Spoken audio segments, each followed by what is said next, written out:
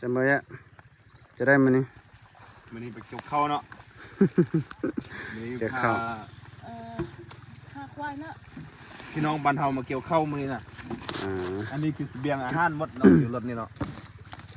มีหอด กัดมี มีหอดเหล้าเนาะอันนี้ขาดบ่ได้ละ อันนี้คาดบ่ได้แล้วอันนี้นะ มีเหล้ามีก็แม่นเหล้าที่เนี่ยมนก้อนที่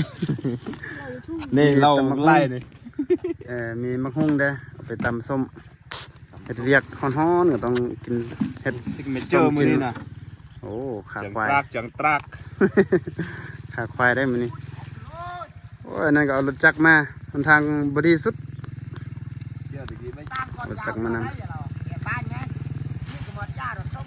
อ๋อตำมันสุกี้ ตามโมเปิดตรงนี้ กี้ก็ตำมี จากที่กันป้ายลำบากสุดแม่น เดี๋ยวเราสิย่างต่อเพราะว่ารถมันไปบ่ได้เข้าไปบ่ได้ฮอดนี้แล้วก็ย่างขึ้นไปนาอีกก็ประมาณครึ่งกิโลนี่แหละบ่ไกลเพราะว่าเราเอารถเข้าไปบ่ได้เราก็ต้องคนเครื่องเข้า จับเปิ้ลบานา คนเครื่องไป มันรัวนะเปิ้ลบานรัว